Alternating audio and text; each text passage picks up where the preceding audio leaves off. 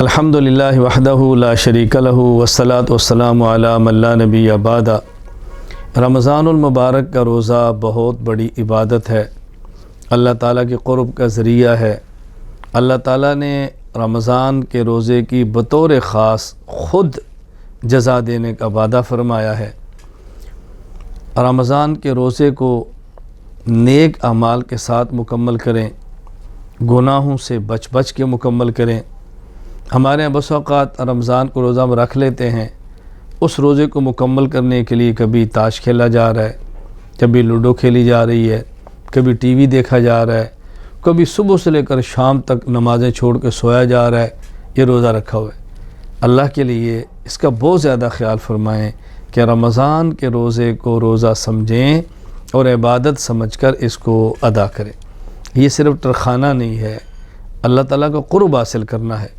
اس لیے رمضان کے روزے میں سحری کا اہتمام کریں، افطاری کا اہتمام کریں، فرائض کا اہتمام کریں، تراویح کا اہتمام کریں۔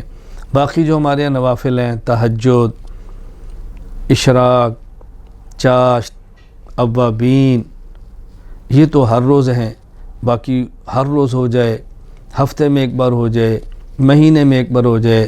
صلاۃ و تسبیح کا اہتمام کریں، قرآن کریم کی تلاوت بہت زیادہ کریں، استغفار کریں، پہلا کلمہ پڑھیں، درود پاک پڑھیں اور اس کا بہت زیادہ خیال کریں۔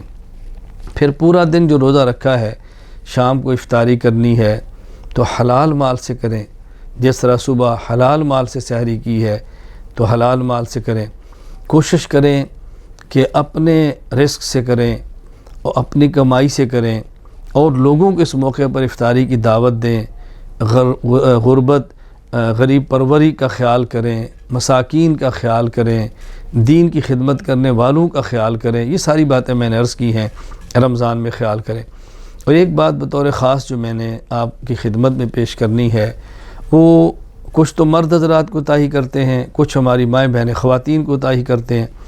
مرد حضرات کوتاہی کیا ہے؟ افطار پارٹی کے نام سے فنکشن ہوتے ہیں، نمازیں برباد کرتے ہیں۔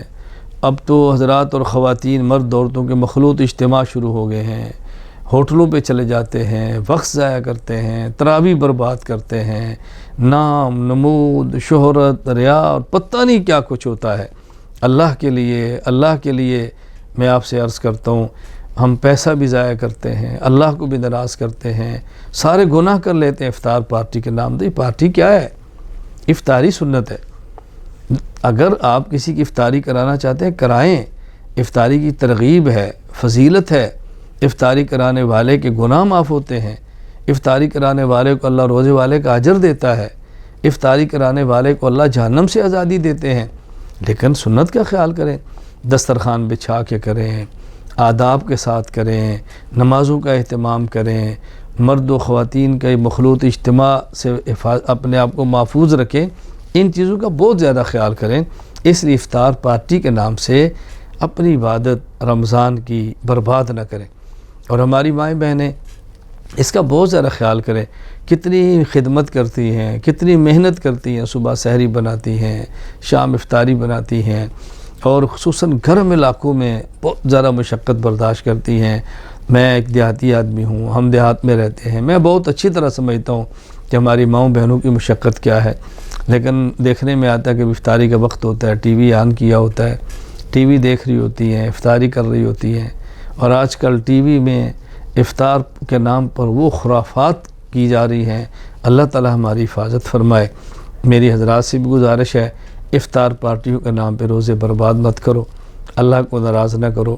ماؤں بہنوں بیٹیوں سے گزارش ہے کہ افطاری بناؤ، ساتھ ذکر کرو، عبادات کرو، تلاوت کرتی رہو، اور اگر سمجھیں کہ روزہ خود لگا ہوا ہے، اپنے لیے کرنا مشکل ہے، کسی عالم کا بیان لگا لو، اس کو سنتی رہو، قرآن کریم کی تلاوت سنتی رہو، کوئی نیک عمل ساتھ ایسے جاری رکھو۔